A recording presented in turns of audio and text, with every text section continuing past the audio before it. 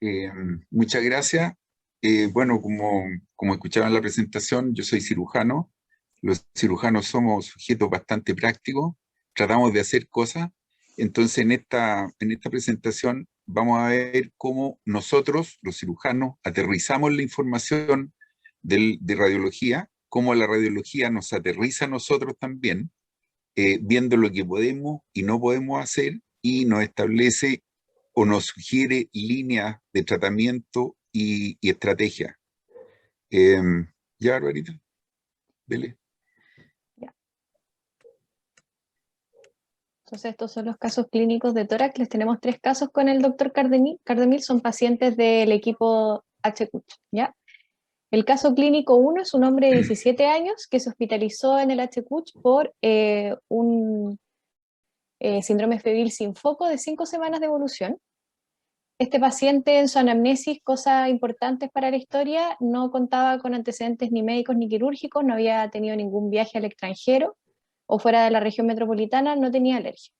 Era un paciente ectomorfo y en el examen solo destacaba úlceras en los pilares de la faringe. Del estudio que se le hicieron en la hospitalización, hemocultivos negativos, urocultivo negativo, citomegalo, Epstein-Barr, parvovirus, virohepatitis B y C negativo. Este es el TAC de tórax de el inicio.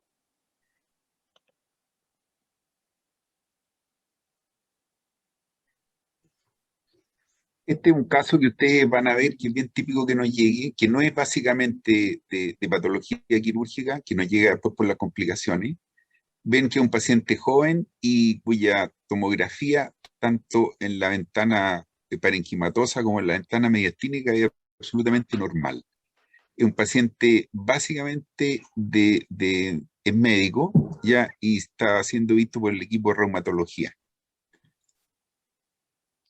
Durante la hospitalización, este paciente tuvo un ascenso progresivo de la LDH hasta 3600, PCR aumentó hasta 230, una PCT en 9 y empezó a presentar alteraciones del perfil hepático en patrón hepatocelular.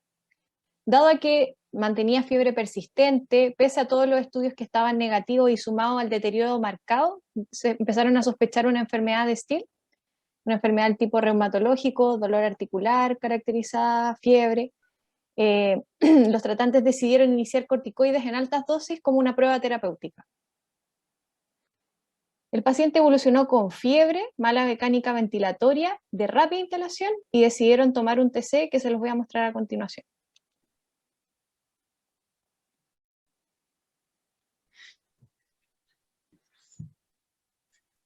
Lo interesante de esta imagen es ver cómo en tan pocos días cambia de tal manera el examen. Ahí ustedes vieron que hay un patrón, pásalo nuevo, Barbarito, por favor. Hay un patrón bilateral, granular, hay focos neumónicos, tanto al lado derecho como al lado izquierdo, y hay una serie de nódulos periféricos. Esta, Tenemos... es- ¿Tiene la ventana mediastínica? Sí, profe. Esta es la ventana mediastínica, como vieron en las clases anteriores. Esta básicamente es para ver toda la situación en el mediastino. Ven que hay múltiples nódulos, tanto en el mediastino posterior como en el medio. Esta imagen es altamente sugerente y tiene un poquito de ramming incluso, y altamente sugerente de una tuberculosis miliar.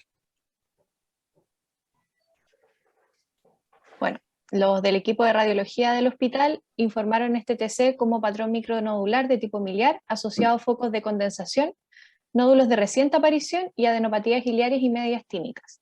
Los hallazgos eran sugerentes de infección tuberculosa pulmonar como primera posibilidad.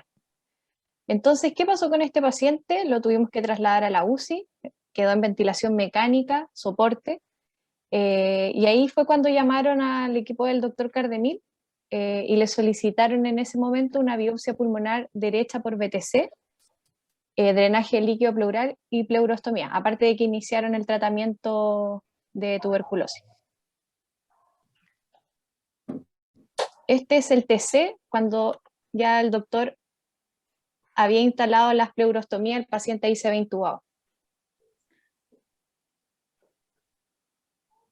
Aquí lo más interesante es ver lo, lo- la rápida evolución en pulmón. Ven ustedes un neumotórax bilateral, la zona negra es aire, ¿ya? Y eso es debido en que ven que toda la superficie de ambos pulmones tiene una serie de bulas periféricas, que con la ventilación mecánica se van rompiendo y por el barotrauma, digamos, por la presión positiva, y eso obliga a ir poniendo drenaje, que es lo que están viendo ahí en zonas laterales. Este paciente llegó a tener 3 drenajes por cada lado, seis drenajes en total, porque ustedes ven que el neumo tampoco es difuso, sino que se va repartiendo, porque zonas del pulmón se adhieren, se ven brías y se adhieren a la pared torácica, entonces quedan los neumos aislados unos de otros. Entonces hay que ir drenándolos uno por uno. Este paciente pues estuvo en prono, tuvo casi 6 meses en la UCI y constantemente con este problema que se están reproduciendo los neumotórax. Esta es una situación súper dinámica porque muchas veces nos llamaron que el paciente estaba ventilando más o menos bien, digamos, y de repente se desaturaba y empezaba un problema y obviamente había un nuevo neumo que había que drenar y por eso que quedó con tantos drenajes. La biopsia definitiva, bronquiolitis granulomatosa supurada con presencia de bacilos ácido alcohol resistente compatible con tuberculosis muy leve. Esta es una radiografía de este paciente de este año. Ven que bien impresionante la radiografía. Este paciente está absolutamente haciendo su vida normal, autovalente. Ven que en el lóbulo superior derecho hay una imagen un poquito más densa. Eso fue porque este pulmón, el pulmón de este lado, no expandió nunca. Tuvimos que hacer una tienda, que es una tienda pleural, se llama, que uno se va por la fase endotorácica, la suelta entera y la echa arriba del pulmón para que se adhiera a la superficie visceral. Entonces deja los drenajes por fuera y obtenía la adherencia, el pulmón empieza a ventilarse y todo anda bien. ¿Ya? Esta radiografía sí es harto tiempo, es decir, es de este año, pero el paciente se llevó casi un año hospitalizado. Caso clínico número 2. Esta es una mujer de 45 años, ella solo tiene hipotiroidismo, una cesárea, alergias no refiere y tomaba levotiroxina. Primero consultó por una neumonía adquirida en la comunidad y en ese contexto le realizaron un TC de tórax y encontraron esta ya.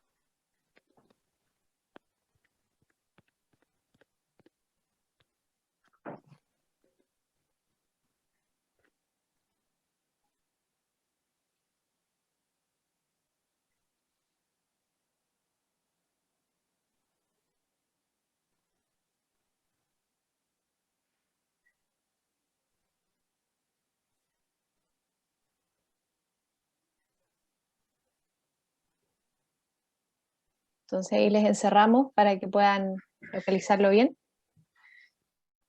Entonces aquí viene la primera pregunta que nos va a ayudar el doctor. Pregunta 1. ¿Qué diagnóstico es más probable? Alternativa A, linfoma. Alternativa B, teratoma. Alternativa C, quiste de duplicación. Alternativa D, tumor tímico. Tienen 15 segundos para responder.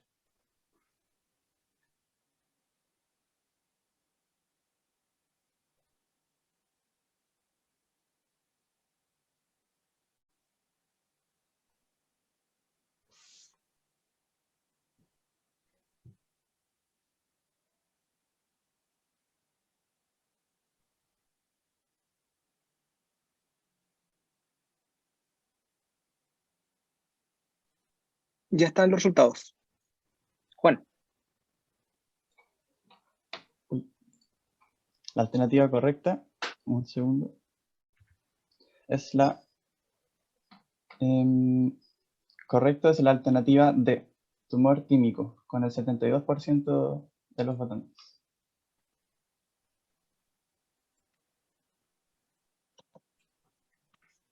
Entonces, bueno, nosotros en cirugía hay varias clasificaciones para los tumores de mediastino. La que nosotros ocupamos en general es esta, donde decimos que el mediastino anterior es la prevascular, lo que está delante del pericardio por anterior.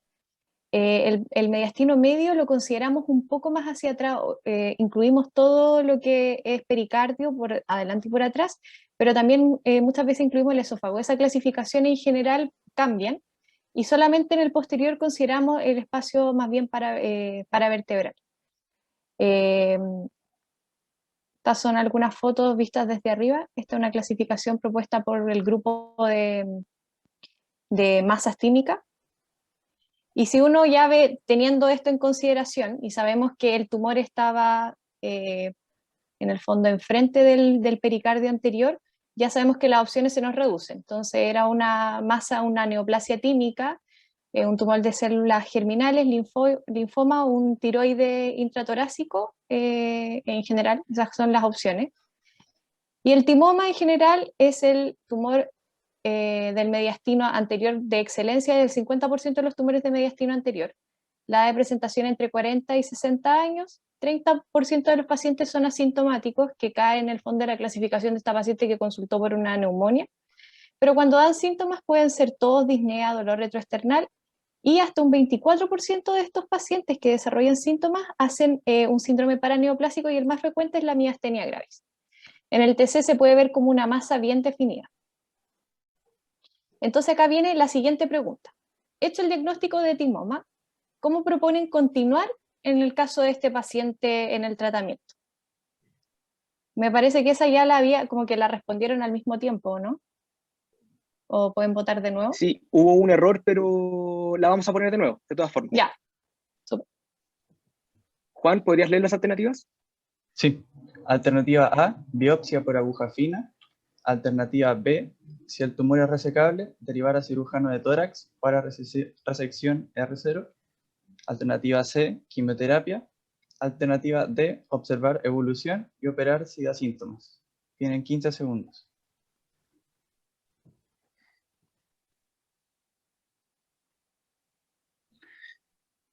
¿Me puede poner la tomografía, Barbarita, por favor? Al tiro.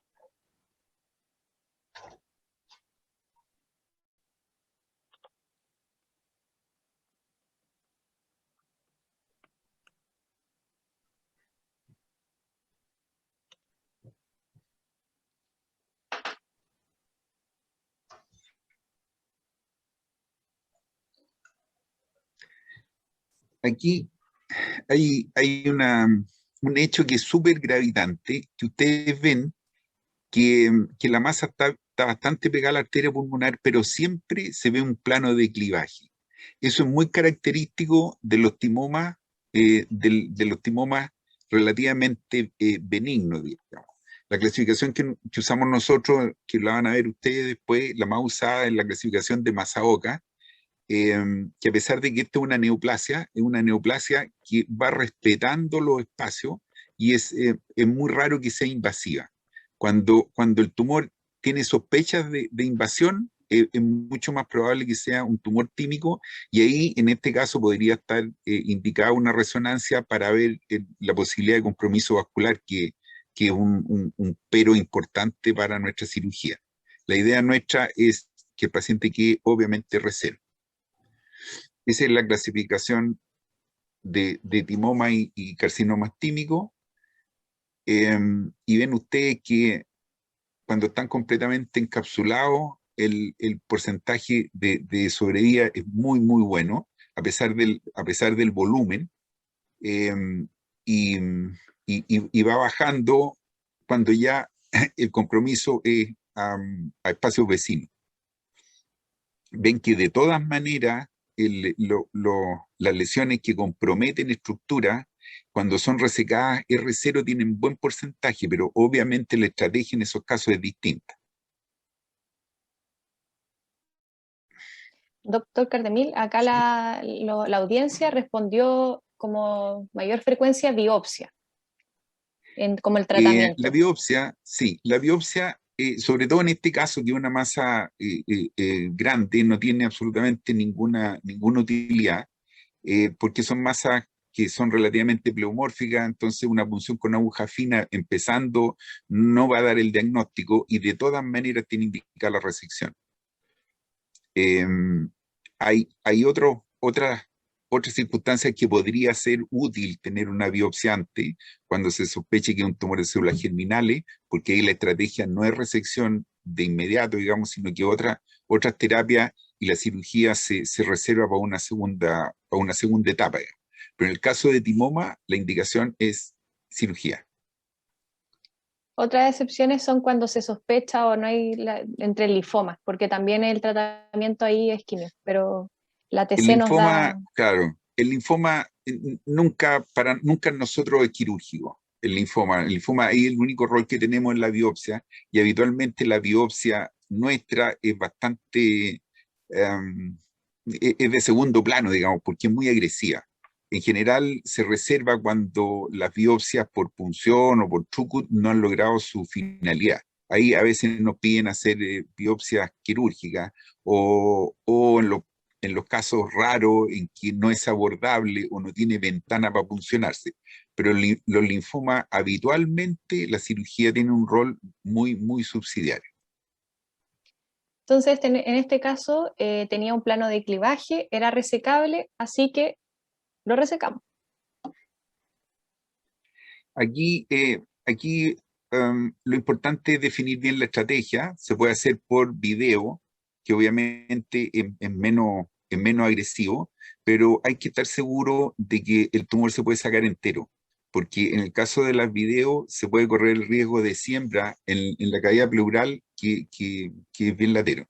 Entonces, hay que calcular bien. En general, uno trata de hacer el menos daño posible y hacerlo por video, pero hay veces que no se puede y hay que hacerlo por esternotomía, que es más sencillo para el cirujano, pero para el paciente es más duro, digamos, tiene más días de estada y todo. Ahí ven un abordaje por video hacia el espacio mediastínico. Casi siempre nosotros abordamos por derecha, sobre todo si son tumores grandes, porque los vasos, aquí lo importante son los vasos de irrigación y muy importantes son las venas. ¿Ya? Las venas tímicas vienen justo donde confluye la vena cava con la innominada, entonces hay que tomarla. Y además, por el lado derecho, el espacio que tiene uno para trabajar es mucho mayor, porque por el izquierdo rápidamente se encuentra con el corazón, entonces el espacio que tiene es muy tubular. Ahí tiene una disección de mediastino, ven la vena innominada al fondo, y el espacio de resección está limitado por la cava por abajo, que es la que ven ustedes en primer plano, y por la, por la vena y la arteria mamaria que están por arriba. Ese es el espacio en que hay que entrar y sacar tanto el peritoneo como todo lo que está en el mediastino anterior, linfonodo, el tumor, etcétera, etcétera. Este es un abordaje por derecha, esa es la masa. Ven que a pesar del volumen, está absolutamente de acuerdo a lo que veía la tomografía. Es una masa súper definida, con los abollones que se vieron en la tomografía, pero con muy poca tendencia a la invasión, ¿ya? Estos son los Masaoka iniciales, 1A, 1B, ¿ya? Y el pronóstico es muy bueno en general. Si la masa no se ha roto y no ha tenido que sacarla por pedazos y no hay siembra, el porcentaje de sobrevida de estos pacientes es prácticamente el 90%. Y el último caso. Esta es una mujer de 33 años, ella tiene hipotiroidismo y trisomía 21. No tiene antecedentes quirúrgicos, no tiene alergias, toma levotiroxina.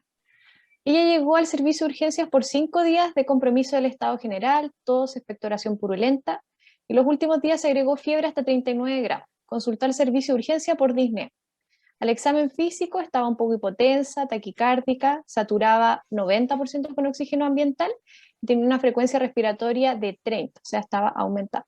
Se encontraba deshidratada, tenía un llene capilar de 4 segundos, que también está alterado para los alumnos que no se, o sea, está como en el límite. Vigil, poco cooperadora, y tenía al examen físico destacado murmullo pulmonar positivo, pero disminuido en la base pulmonar derecha y tenía crépitos difusos en el hemicampo derecho. Entonces le tomaron una radiografía de tórax que se ve ahí. No sé si el doctor quiere decir algo.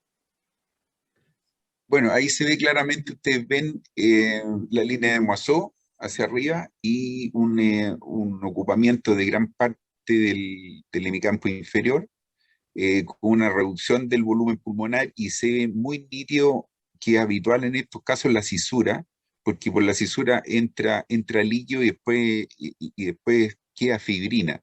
Así que esa rayita blanca que ven ustedes ahí es muy característico de los derrames que llevan un tiempo. Entonces, ¿cuál es el diagnóstico de esta paciente para el público? Alternativa A, un TEP. Alternativa B, una neumonía complicada con derrame pleural. Alternativa C, infarto pulmonar. Y alternativa D, tuberculosis. Tienen 15 segundos.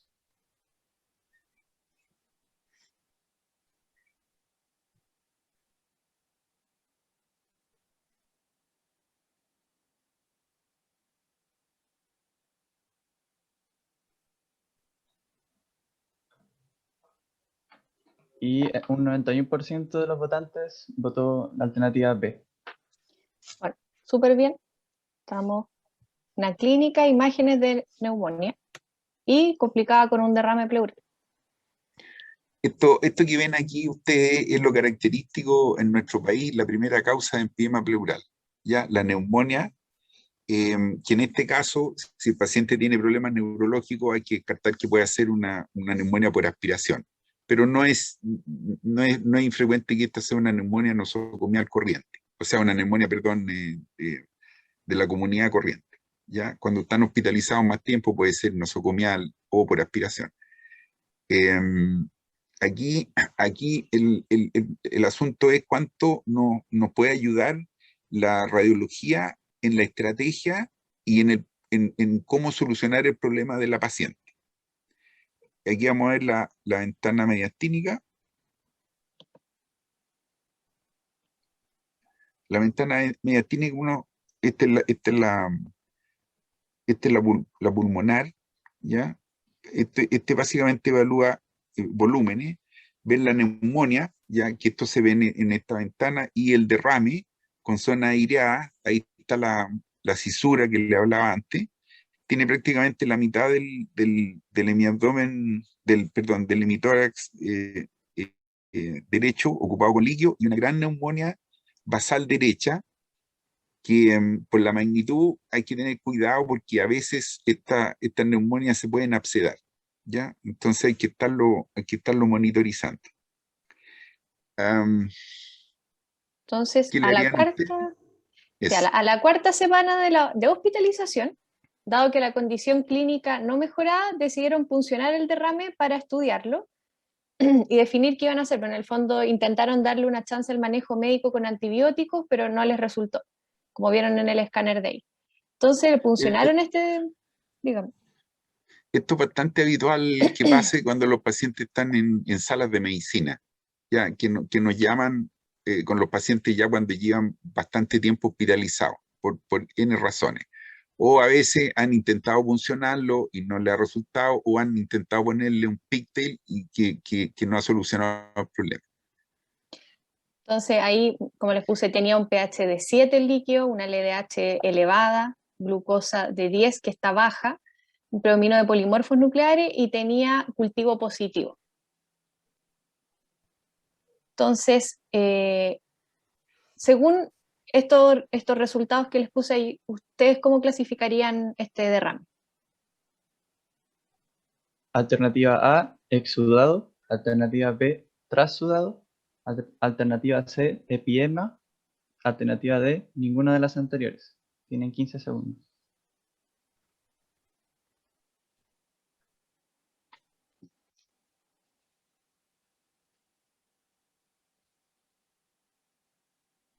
Y un 67% votó la alternativa C. Perfecto. Votaron en pie. Entonces,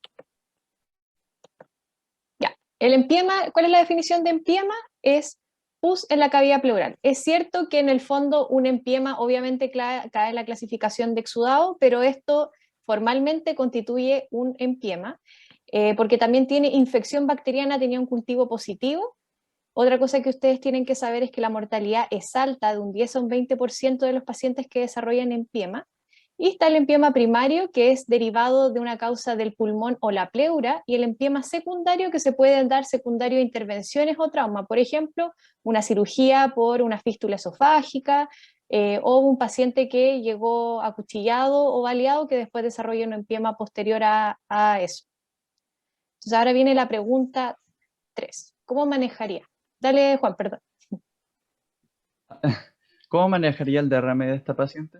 Alternativa A, aseo y drenaje por VTC más pleurostomía. Alternativa B, pleurostomía. Alternativa C, pigtail por radiología intervencional. O alternativa D, mantener manejo antibióticos y control radiológico seriado. Tiene 15 segundos.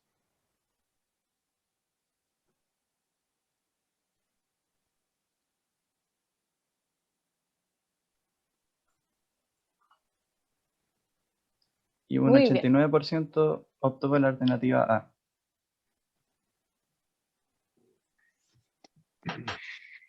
Muy bien. Entonces, en el empiema, la clave es drenarlo. En general, esto genera mucho conflicto, inclusive entre los grupos de intensivistas, medicina interna y cirugía, porque a veces creen que siempre el drenaje tiene que ser quirúrgico y en verdad depende de la etapa del empiema. El tratamiento del empiema es drenaje, a veces eso lo logramos con un pectel, a veces solo con una pleurostomía y a veces hay que hacer una BTC. Habían varias alternativas que podían ser correctas, pero la paciente ya lleva 4 semanas con una neumonía y con un derrame, tiene un empiema con un pH ya de 7, tiene bacterias y probablemente ya se encuentra en la fase organizativa. Entonces tenemos una exudativa, una fibrinopurulenta y una organizativa. Brevemente yo les voy a ir mostrando las cosas más importantes. En la exudativa, entonces, primera semana, hay una infección pulmonar, incrementa el líquido intersticial y hay acumulación de líquido. Probablemente la paciente llegó en esta fase exudativa, ¿ya? Es un exudado claro, usualmente no está infectado y esas suelen ser los laboratorios que uno encuentra. No es categórico, de repente uno de los parámetros se sale, pero en el fondo es una cosa en general.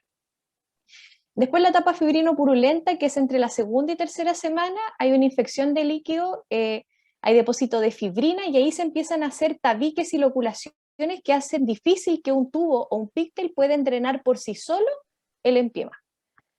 El laboratorio también se los puse abajo, que es más o menos lo típico. Y la última etapa, que es en la que probablemente está la paciente, es la organizativa. Tiene un paciente que lleva desde 4 semanas, hay harto crecimiento de fibroblasto, hay una capa visceral, hay una verdadera capa que envuelve al pulmón y lo encarcela, que es el PIL pleural que nosotros conocemos, que es grueso, limita la reexpansión pulmonar y eso hace muchas veces que no baste solamente con sacar el empiema, sino que uno tenga que sacar ese PIL para que el pulmón se vuelva a reexpandir. Este manejo ya es la decorticación. Entonces, como les dije, el manejo depende de la etapa. El manejo del empiema es el drenaje y dependiendo de la etapa en que esté y de las cosas que uno quiera hacer o las condiciones que esté el paciente, desde lo más inocuo a lo menos inocuo, puede decidir desde un drenaje por pigtail, una pleurostomía, hasta llegar inclusive, bueno, la fibrinolisis también se ha descrito como opción, hasta llegar a una BTC. Y acá el doctor Cardemil les va a describir cómo fue el pabellón de esta paciente. Eso es lo que se ve en la TAC, en la TC. Ahí está la superficie pleural, ven zonas de fibrina, que es lo más amarillo. Eso habitualmente en la TC se ve como líquido, pero ven las adherencias, y es por eso que los drenajes en esta etapa, los drenajes solos no funcionan, porque tienden a hacer lóculos dentro de la cavidad pleural, entonces no es posible con uno o más tubos lograr drenar todos los espacios, los lóculos. Entonces lo primero que hay que hacer es soltar todo el pulmón. ¿Ya? Eso es muy lento, es bastante laborioso, suele sangrar, pero lo que uno no quiere es llegar a la decorticación, porque ahí tiene que dejar el pulmón absolutamente pelado y sacar la pleura visceral. Entonces es muy laborioso, es difícil de hacer por video porque es muy lento, eh, y sangra bastante. Y en un paciente que esté séptico, en malas condiciones, puede ser un gran problema. Entonces aquí, por favor, lo que saquen en conclusión es que esto, mientras más rápido, más precoce el tratamiento, menos agresivo es y más posibilidades hay de que el paciente ande bien sin gran costo para él. Ahí ven ustedes que es un gran empíema, con mucha fibrina, con mucho líquido. Ven que no está tan pegado, eso ayudó. eh, y este paciente ya está en gran positivo, cosa que no es tan frecuente. Ahí ven el pulmón expandiendo, esto es absolutamente cardinal para el tratamiento. Ustedes tienen que comprobar que el pulmón llega y logra ocupar toda la cavidad torácica, porque si no, están posponiendo un problema que va a ser cada vez más grave, que es dejar una cavidad que ya está infectada, sin posibilidades de rellenar.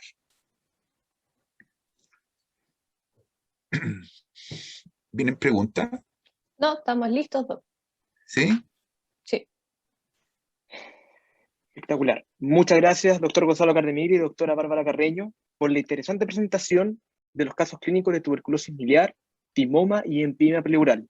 Casos de muy importante manejo médico y quirúrgico e importantes desde el punto de vista radiológico. Me quedé con una frase del doctor Cardemil. Mientras antes se diagnostique, se reducen las complicaciones de los pacientes y los costos. Yo creo que después el doctor Cardemil sería bueno que la vuelva a reiterar porque es algo fundamental. A continuación, invitamos al doctor Alejandro Campos para que nos dé algunas palabras.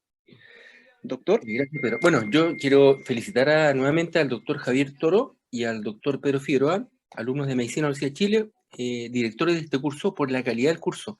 Todas las presentaciones han estado realmente de una calidad tremenda, y por supuesto rematando con el doctor Cardemil y la doctora Carreño, que han dejado muy en alto las próximas presentaciones del día sábado de mañana y de las próximas semanas. A mí me tocan 2 semanas más y yo voy a tener que prepararme mucho, porque después de lo que vi, se viene difícil la cosa, pero vamos a tratar de hacer la pega. Bueno, los felicito nuevamente, Javier y Pedro, y a todo su grupo colaborador. Y con orgullo para mí participar en esta jornada de la Academia Científica de Estudiantes de Medicina, que también fui parte de ella el año hace 30 años atrás. Así que eso básicamente, y gracias, doctor Cardemil, por su tremenda experiencia que está entregando a los alumnos acá. Hay alrededor de 500 participantes. Hoy día hay más de 650 inscritos, así que realmente ha sido una jornada, pero de una calidad tremenda, de que no se hacían. Como decía el doctor Palechino antes, yo tampoco he visto que alguien hubiera hecho una jornada así para alumnos, y con este nivel de enseñanza tan básico, pero tan importante y tan concienzudo para entregar conocimiento del nivel de la envergadura y la importancia que implica la radiología y la cirugía aplicadas ambas juntas en la entrega de información de pacientes, de patología, etc. Así que muchas gracias, Pedro, por darme la palabra.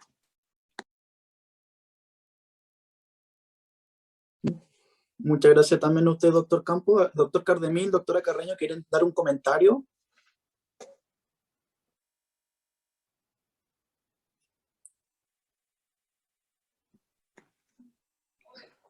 Un poco recalcar lo que dije al comienzo. Nosotros los cirujanos vemos las realidades y somos absolutamente prácticos. Entonces, toda la información que ustedes vieron al principio es como se aterriza, y es como uno puede procesar esta información para tener mejores guías de tratamiento, mejores estrategias para el paciente, y ver de verdad las cosas que uno puede hacer, y más principalmente las que no puede o no debe hacer.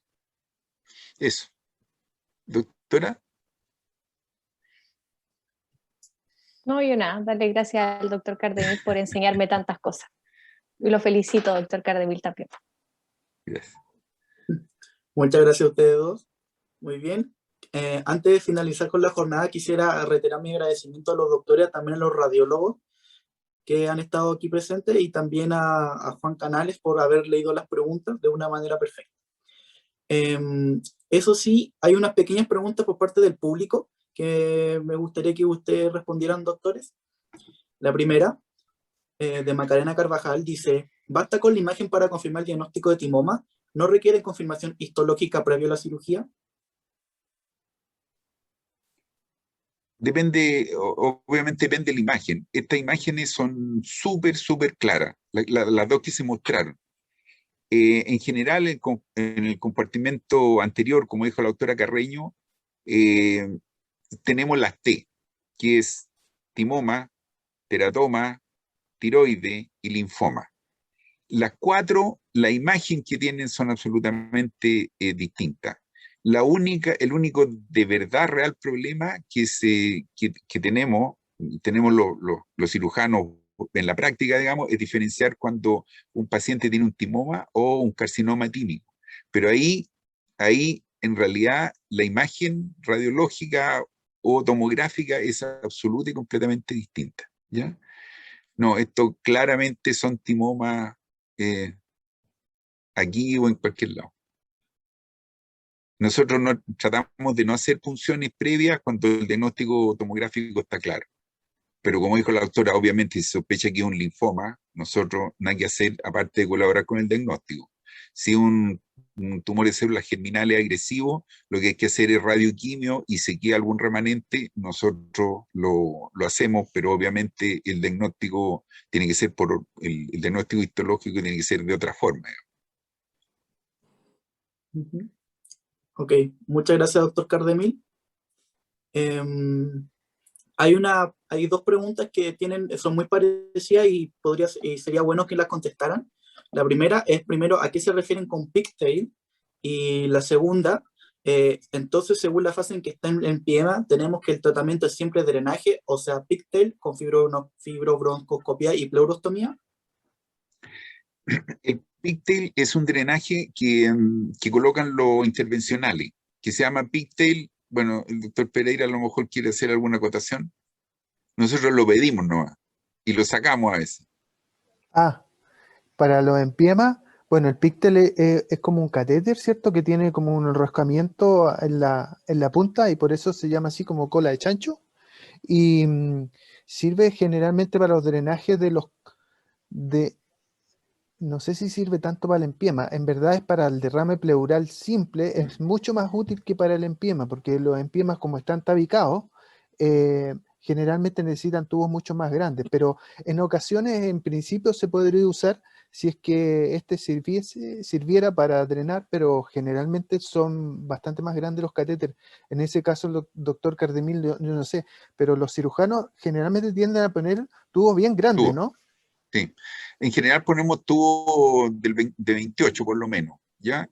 Porque hay que asegurar un buen drenaje. Pero en los estados iniciales a veces se pide un pigtail, sobre todo en pacientes que tienen mucho riesgo llevarlo a pabellón o hacerle intervenciones un poco mayores. Pero no es frecuente, tal como dice el doctor Pereira, pedir un pigtail para un empiema. Eso es raro. Pero sí, de repente, para pacientes que tienen un exudado en periodos iniciales y que esté el derrame en un solo compartimento. Cuando los derrames están tabicados y las zonas están aisladas de derrame, ahí ni siquiera el drenaje sirve, tal como dijimos en la exposición, sino que hay que ir a hacer una video para romper los tabiques, limpiar bien, etcétera, etcétera. Pero, como ustedes vieron, la gama en los derrames pleurales es muy amplia y los estados iniciales, obviamente, pueden tratarse incluso al comienzo, cuando son neumonias con derrame, solo con antibióticos. Y hay series buenas con muy buenos resultados. Pero si obviamente ustedes ven que la imagen se va prolongando, tiene otras características, tienen que ir a hacer otras cosas. Por eso es que es súper importante la imagen aquí para uno establecer la estrategia lo más adecuada posible, ¿ya? Y reitero, nunca esperar demasiado tiempo, porque los derrames cuando llevan demasiado tiempo dejan el pulmón encarcelado y ahí hay que hacer operaciones mucho mayores y más riesgosas. Sobre todo en pacientes que uno no quiere meter a pabellón, porque estos pacientes son todos sépticos, todo, como son, ustedes vieron, solo, en estos casos solo se ventila el lado contralateral para tener espacio para trabajar. Son intubaciones monopulmonares, se llaman. O sea, aquí, en este caso, está ventilando nada más que el lado izquierdo. Entonces, son situaciones de estrés para el paciente, de secreciones hormonales, y en estos cuadros que se llaman calientes, entre comillas, puede pasar cualquier cosa. Hasta hemos tenido paro, séptico, etcétera, etcétera. Entonces, lo que uno trata de hacer la menos agresión posible, pero también resolver el problema, porque si no, se compra otro problema enseguida. No sé si quedó clara la respuesta. Sí, doctor. Yo por lo menos la entendí perfectamente. Muy Ahí bien. en la pregunta que hay algo que parece que no se entendió, porque no es fibrobroncoscopía, es que hay algunas series que hacen fibrinolisis, que es poner fibrinolíticos en la cavidad pleural. Nosotros lo hacemos muy raramente, ¿o no, profe? Sí, no se usa mucho acá, en este establecimiento. Hay otros que se usan. La fibrinolisis tiene algunas indicaciones y varias contras. Tiene varios efectos adversos, entonces hay que pensar muy bien en el paciente que se usa. Y básicamente la indicación es para romper los tabiques. ¿Ya? Esa es la indicación, hacer más licuado el contenido de la cavidad pleural. Esa es la finalidad, pero no es sencillo. Es bastante caro además, ¿ya? Y tiene complicaciones, entre otras el sangramiento, que es una de las complicaciones de estos enfermos de UCI que tengan problemas de coagulación. Entonces, no es que no sirva, digo que hay que ser súper cuidadoso en la indicación.